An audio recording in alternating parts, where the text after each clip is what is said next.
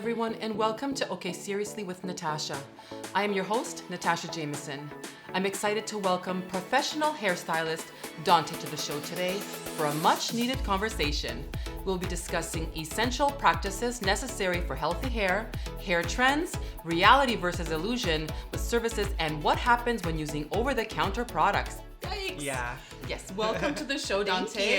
Thank you for having me. I am so thrilled to have you here because, we really do need to have this conversation because the past couple of years, we've kind of been in lockdown and in and out of lots of situations. And isolate a little bit, hair is an issue with a lot of people. Yep. They don't know how to take care of it. And, sometimes they choose the wrong products and things. So What's the easiest product? Exactly, accessible. cheapest. Yeah. Exactly. But first, we're going to talk about celebrity gossip. Yes. Our my favorite housewives. Yes. So we're going right into... Going to give you all the tea. I cannot wait. We're going to the Jersey girls. We do. Housewives of... And I know everything about all of them, so I'm ready for this. Good. Yes. Because you need to keep me in the loop, I think. Yes, I will. Because I can't keep up. I know, it's too much to keep up, but there's so much drama, I know. Exactly. So we start out with the Jersey housewives. What are some of the trends that we are seeing for our favorite housewives, like hair-wise? I'm going to say 3 words. 3 words. Barrel curls and balayage. Those New Jersey housewives, they love a barrel curl and they love a balayage. They do. They do. They've actually toned down their blonde tresses. Yes. Have you noticed? I noticed that. More like the fall vibes coming in. So but a lot of barrel curls. A lot of barrel curls. A lot of teeth. Big hair. Big hair, big teasing. Did you see Teresa's hair at her wedding? I did. It was huge. Higher the hair, the closer to God. I don't know. Well, she's the queen of New Jersey, so I guess we have to. She had to live it up. But I know exactly. I thought it was a little too much. Yes, I would say she looked beautiful. She did. She looked beautiful. Great, it was just the balance was off. I feel as a hairstylist, you want balance. Yes. It looks like they stuck something on top and was like, it's ta-da. Sorry, Teresa, it's the truth. I know it is the truth. So Joe and Teresa, Joe and Teresa are brother and sister. Yes.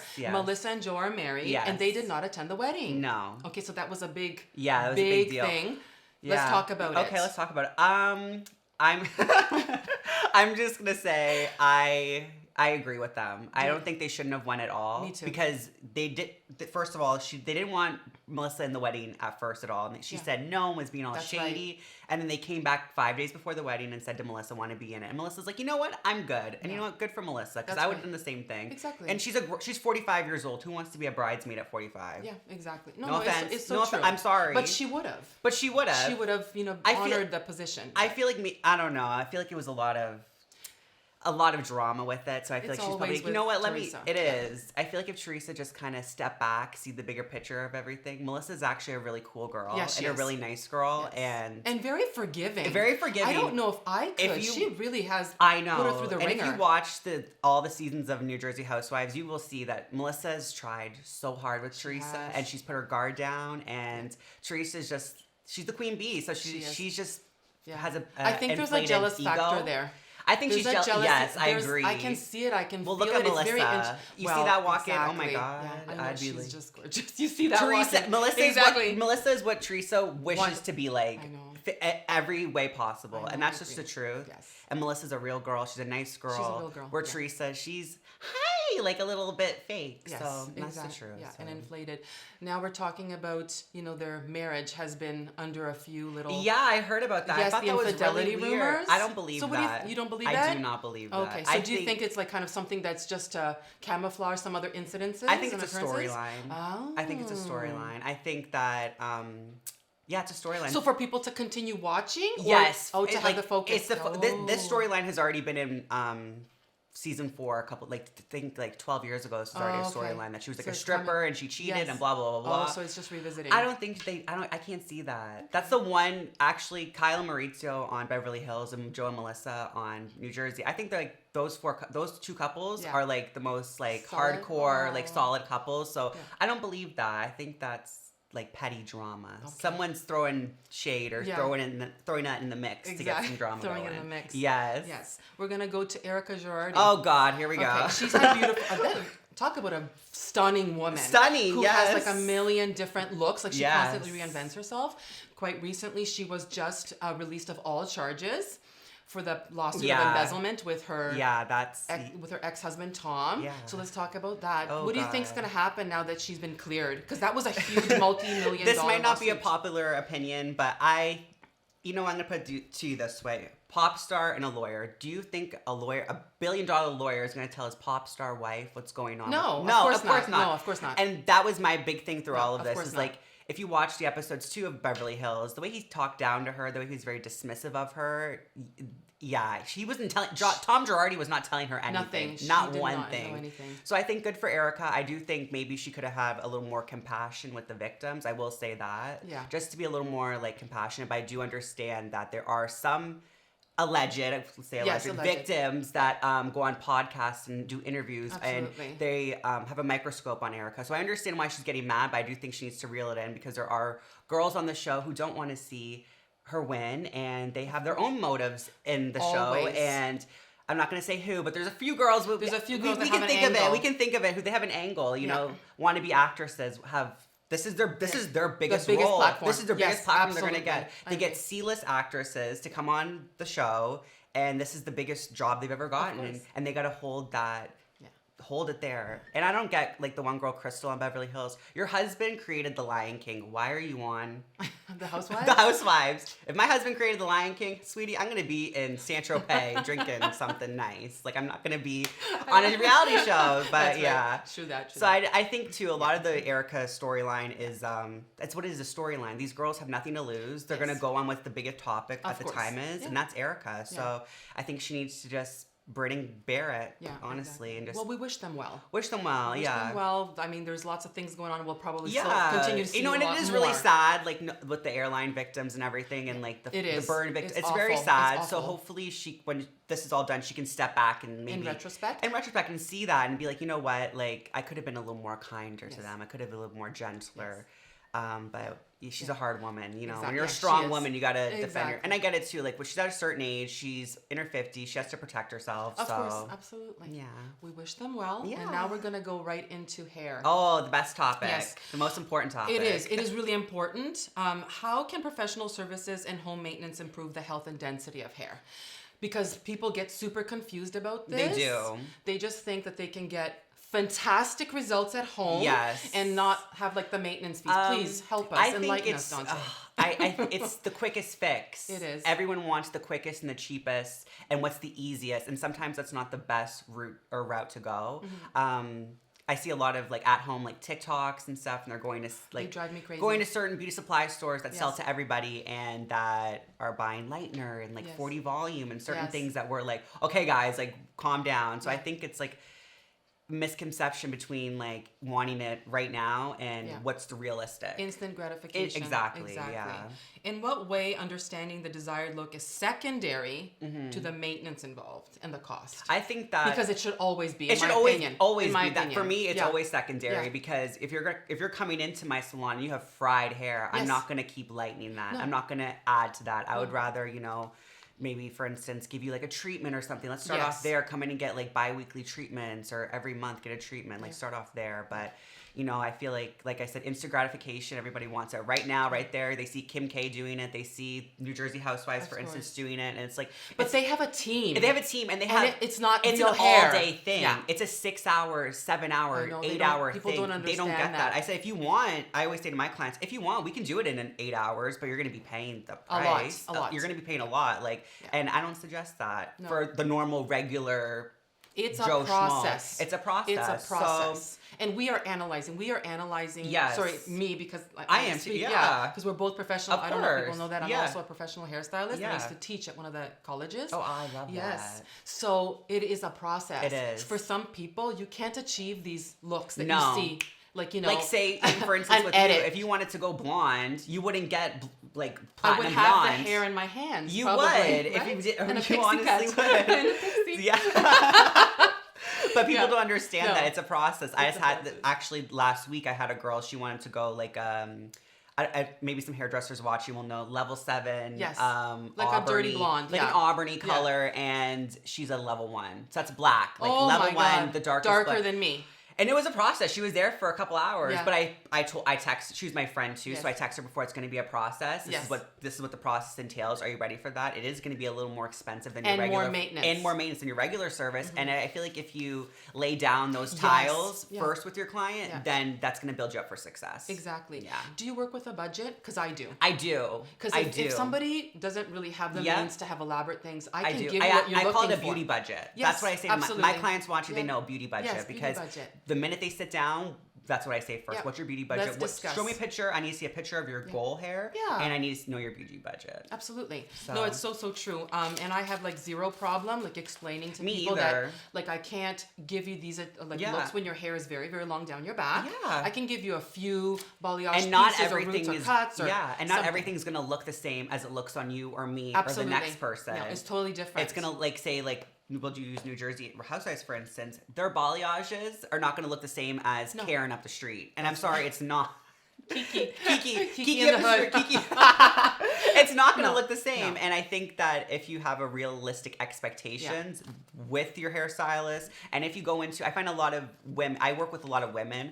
Women come into the salon, they're scared, they're intimidated. Yes. They come up ready to fight, literally ready to go at it. And I'm like, what salons have you been going to? Aggressive, And I feel like a lot of people have had crappy hair experiences. And my goal, if I can put out anything in the world, anything with hair, is just to make people feel good. And it is a feeling. It's a feeling. It totally is a feeling. I could, say, for instance, I could do a crappy haircut. We all have our days, right? But if I make that person feel good, they're gonna come back. Absolutely. And if I'm like hospitable and nice and kind and just like open, I feel like that's how you build a relationship with your client. The consultation is key. The listening. I think a lot of people in every field I've ever worked in. And picking through what they're saying. Yes, you as hairstylists, we are taught in hair school to pick through what they're saying. That's right. Because some girl might show you like a blonde, but then guess what? The root might have like a level 7. That's right. Or something else in that hair. Or something, Yes, that's not just blonde. No, exactly. What are some of the things that you have recently learned with hair services that you didn't know before? There's probably lots of. And are you afraid of saying no? Never. Not anymore. I will tell you no. I will tell you no. Confident. Sorry. I don't care. I don't care tell anymore. you no if you should have a no. Yes. I used to get very intimidated when people come in because I would be like, oh my God, they're coming in and spending money. I want to do a great job. But you know what? Exactly. They're coming in and spending money. That's I'm a professional hairstylist. I know what I'm doing. I'm trained to do this. Absolutely. Don't come in and have a attitude. Let's start off. We work together. As a team. We're a team. And I think that's what a lot of hairstylists and client relationships miss, is that it's a team effort. You have to go home and you have to. That's right. I create it. You have to live with it. You have to maintain it. Yes, exactly. That's it. And that's the difference between the celebrities and the normal, regular people. Right. Guess what? Kim K has 4 people. I know. 3 people. Sorry, that was 3. Chris Appleton. Hello, I want to change. Yes. She gets sent Olaplex for free. She gets sent all this stuff for free. It's true. These girls don't. If we finding a beauty budget and finding what's right for their hair, and especially the right products for their hair, to see a difference, to see the maintenance working, then You know, you're working with like skin tone. People don't realize eye color, what your shape. Natural base is, your facial shape, everything. Like how often you do actually go and have salon services. All of that is like something that we need to understand and speak to. And another thing is too is like asking your client how many months in between or weeks in between do they want to be in there, and like that's all included. Because if they come like 3 times a year, you're not like you can't bleach out her hair or lighten it to a level 2, or sorry, like a level 11 or whatever, and you're at like a level 2 for sure. Your roots are gonna show up every few weeks. Yes, like it's coming, and it's coming like hard, or it's gonna be a harsh line. People don't understand that you can't just slap like a base color on pre-lined hair. Like you have to.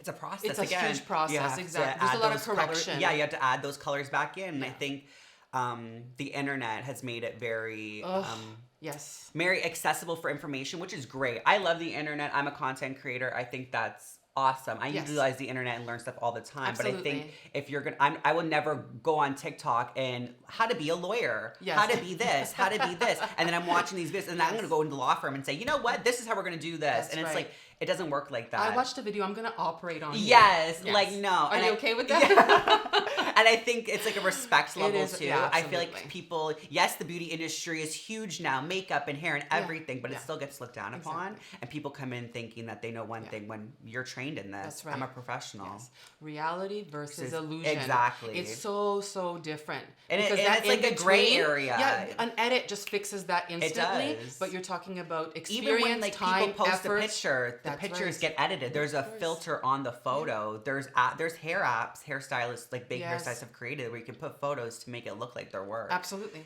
But, try explaining So that. let me ask you this. Why is purchasing products from a general store not recommended? I love this question. And how are the products inferior, even if they look exactly the same? Please. I love this question. This is a big problem. And this is one topic that I have researched a lot about, and I've talked to a lot of people in the hair industry who work at, like, I would just say, like, L'Oreal, different brands. L'Oreal has different brands under their umbrella, too. I've talked to all those reps. I've talked to so many reps. And, there's constant education. Research it myself, grabbing, because sometimes I'll see products that I use in a store, so I'll buy it and test them out. And guess what? They're not the same. Never. The difference is there's bonds and chemicals in these shampoos and stuff that are sold over the counter. Not specifically at Sephora. I would say there's certain drug stores and discount stores that do that. And they water them down. They're stuck in freezers for a year. And then they come out and then they put different stuff in it and water it down. It's not the same formulation as something that you would get literally at a professional. Is not. And people don't understand that. And I think that's a big problem. I just seen a TikTok, actually back to TikTok. I seen a TikTok about this last night talking about one shampoo that had formaldehyde in it. And a lot of these drugstore shampoos and conditioner and masks, they have a dosage of formaldehyde that releases over time in your hair and creates problems. It does. And I think people need to understand that. Like, it is great to get stuff from the drugstore. I get stuff from the drugstore all the time, but I don't get hair care because I know it's the back end. It fell off a truck. It did. Like, it got put in a freezer.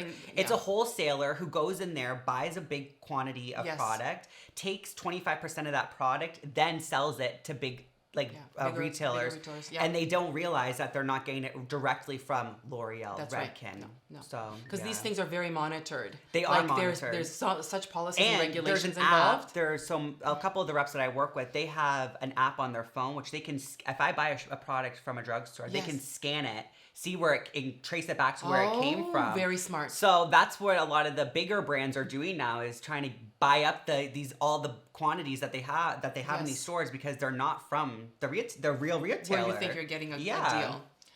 So I know a lot of people don't understand, like, where do you put conditioner, what kind of shampoo and whatever. Yeah. Let's just talk about that. Okay. That's really simple, but it's very important. It is very simple, but so if you have fine hair, are you gonna have a heavy you're not conditioner? No, you're gonna plaster that baby right on. No, you want something very light, minimal, protein, little tiny bits. Yeah. Usually for that, I would suggest, if my fine hair girls, just like a regular conditioner. You don't want to do anything. Just lightweight. Just something very lightweight. It'll say volumizing protein something, right? Something in it. Some sort of for curly girls. Exactly. Moisture. Curl activated products. Activated, yes, exactly. Clarifying stuff too to keep the curls. Detox the hair. Detox the hair. Exactly. I would say that clarifiers for everybody. Exactly. Everybody needs a good clarifier. One that doesn't take out your color. Yes. One that will make your hair feel really healthy. I like Olaplex, but some might like another one. Absolutely. But you have to find what works for you. And I find some products can be, like, say, clarifier, can be overly drying in the hair. Yes, you have to be careful. I never say more than 2 times a month. Yeah, that's about it. I would say that too. Never more than 2 times. So conditioner. We don't really have to condition the scalp unless you have like a very dry, irritated scalp. Yes. Then you would use like a scrub or like a mask or something. Right, just to treat it. Ears down, right? Yeah. About ears down. Mid-length to end. Yes. That's where you're probably going to be the driest. There's a complete misconception, like we were talking about, reality versus illusion when it comes to services. You see it all over social media. What happens when you're very, very dark, like Kim K was, and she went to that very pale blonde? Mm-hmm. What happens? Well, we've seen what had happened. Yellow patches in her hair. So it is a process. It is a process. And even Kim K. And when she was wearing the Marilyn Monroe dress, you saw the tone. And I loved it. I loved that everyone got to see. Yes. Even this billionaire has yellow patches. That's I loved it. I thought it was great. Even from far away, it looked, no one could tell with the naked eye. Us, we would. I know. I was just like, oh my God, what happened? I was zooming in and I'm like, But I would like to say this as well, is that Kim K, she just didn't lighten her hair the day of. She... last year she was had like a mocha highlight in her hair, and she started the process. And then I think the night before the Met Gala, I'm assuming they re-bleached her hair, and then that's how they got those yellowy tinges in it. But even Kim K, she's not going to get exactly what she wants. No, and then she had extensions that were very, very light. But people don't realize that. They like don't. that light color, you cannot get it. It's crazy that people understand it's a wig or it's extensions. I'm like, you can't have a bob and then all of a sudden have like really long tresses. Something is like fishy over there. Yeah, you know something's going on over there. Yes. So what is our takeaway? Because we're almost at the end of the show. Oh my God, the end I know. already. Isn't that funny? I know, it's so funny. I know. So quick. I love it. I know, because we get along so we do. well. We're just we could rolling talk through for hours. it. We literally could. Yeah. I don't know if my production team would like that, but they like might. it. They never know. Okay. They're smiling. What can we take away? What can we take away? Reality versus illusion. Reality versus illusion. Expectations. Going in with an open mind. I would say, just in life, going in with an open mind. Like, you have to, and let your guard down. I would say in general, hair, beauty, celebrities or not, you should let your guard down and be open. We're a team. We're a team with you. Yes. You know what I mean? You're not coming in it just like, on your own. We want you to look good. Yeah, we want other people to see you look good. And because you know then what? I can't speak for anybody, but I can speak for myself. And I know some hairstylists, it's just a job to them. It was just a job for me when I was first starting out. But now this is like, I love the girls that I have as clients. Yes. I love getting to know them. I love when new people come in. I love that challenge. And I think that if you have a stylist who's ready for the challenge and ready to I don't know, some people just come in with a big head and think they're all that. I don't go in like that. I go in just simple, let's talk about it. Absolutely. This should be a fun experience for you. You should not be scared to go to the hairstylist. That's right. We should enhance your life. Point blank period. Exactly. This should be a great experience. You should be wanting to come back like 4 times a month. Like, you know what I mean? Talk to Dante. Yeah, just talk to me or talk to you. Get a blowout. Get a blowout. Do something. Oh my God, how lovely. I love that. And I would say too, to younger hairstylists, I'm going to take my own advice too. Stop second guessing yourselves. Yeah. Do you. Stop focusing on everybody else and what they're doing. Because everybody on Instagram, it's all fake. It's all a facade. No one's going to post their mental breakdown that their client's hair got chopped. They chopped it too short. So I think you just need to remember that and just go with, I'm religious, so I believe in God, whatever you believe in. Go with God, lead with that, lead with kindness. And I feel like if you do that, then you're set. But don't be so hard on yourself too. A lot of hairstyle, and me when I was starting out. It's hard. And I've been in the hair industry my whole life. It's a tough gig. Yeah. It is a tough gig. And I've been in the industry my whole life. I've seen beauty my whole life, every spectrum. So when I got into hair and I was just like so nervous and stuff, I had to let that go. And that's my biggest advice. Let it go. Get out of your head. Don't compare yourself to everyone else because there's one you and you have to be the best you possible. And no one's going to take that away from you. And there's room for everybody to grow. There is room for everybody's so different. Everybody's so different. Like, don't get me wrong. I get in my head sometimes like, oh, she has 2,000 followers or she does this or she has bigger. No, you know what? No. God puts you in the place when you are ready. That's right. And if you remember that, you're set. Yes. So yeah. And on that note, thank you so much. Thank you for having me. Oh my God, Thank you guys. I'm so happy you came on. I am too. We have to do this again. Absolutely. Sounds really good. You heard it here. Thank you so much for watching. We really appreciate all of your support. And until next time, so long.